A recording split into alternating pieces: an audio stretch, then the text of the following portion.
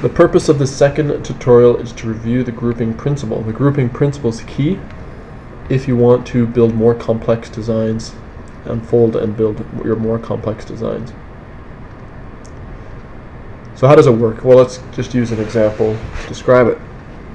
So here's the familiar tank, and we want to unfold this tank and build it. You'll notice some properties of this particular tank is if I click on it, there's a single group. It's not made up of a collection. So if I explode that group, you can see that these are the sub-entities of the group. It's a collection of faces and edges, all stuck together as one single unit. So if I select them all, group them all, now I just have a single group. Now, grouping things like this is not a good idea in Waybe. It's not going to work. Let's illustrate this. So here's the unfold test. This is the icon that actually doesn't, instead of sending it to the print window, it just tests to see if the group that you've made is unfoldable or not. That way, when you're building up your objects, you can first test the subcomponents to see if they'll be unfoldable. So let's test this single tank unit and see if it's unfoldable. Clearly it's not unfoldable. As you can see, it made a valiant effort and failed badly. So we'll hit Control Z, which is actually a very handy thing when we're doing Waybe designs. Undoes the action. We're back to our tank. So if we want to actually build this tank, have it unfoldable, we need to approach this differently. Instead of having one single group, we need to break up these major subcomponents into their own groups. So I've already done this in another file, so we'll open that. Here you see another tank. It's not quite complete for illustrative purposes, but you can see that it's got a collection of groups. There's a mid-chassis, upper chassis, the turret, the barrel, the tracks, and a lower chassis piece.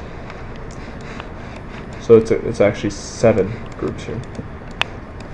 And I'll just move this track so it's now touching, so you can get an idea of the separateness of the groups.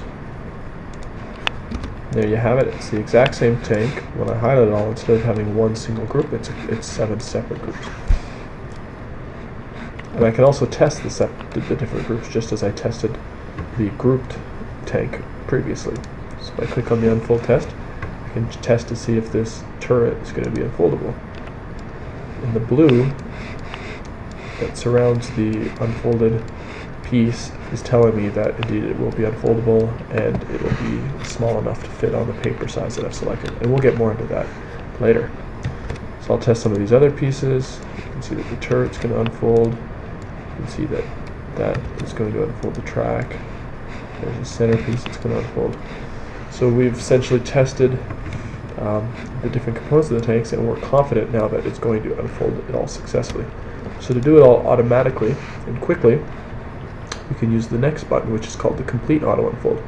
The Complete Auto Unfold is going to go through your model and unfold every single group separately and send it all the pictures to the print window. It saves you a lot of time. So if you click on that, you'll see the print window icon come up, or the auto unfold icon, and there you have it. This is now the print window with all those different groups unfolded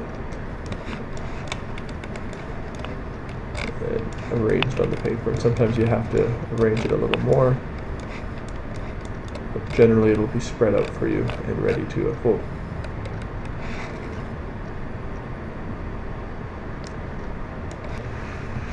So here is another model for the second example. Right now the model is effectively grouped by the subcomponents, so let's change that by exploding the group and regrouping it as a single group. And now we'll test it, and we should expect that it will not unfold because the collection, this is one single object, is too complex for the unfolder to handle. So we click on unfold, and sure enough, it doesn't unfold. It's got embedded faces. It's difficult to unfold such a complex object. So if we actually want to make this piece, what we need to do is use the grouping principle. So this has already been set up. Here's one group, another group, etc. We can test these different groups to see if individually they are unfoldable. That piece is, sure enough, that piece is.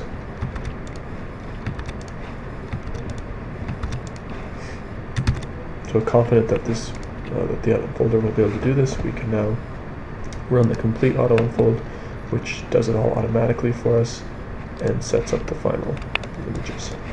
Drag them around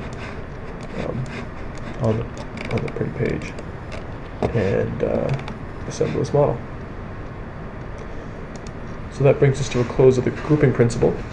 The next tutorial, we're going to be investigating some basic Waybe features, essentially going through this bar in the top left, what these different buttons do, and how to use them to design objects for unfolding.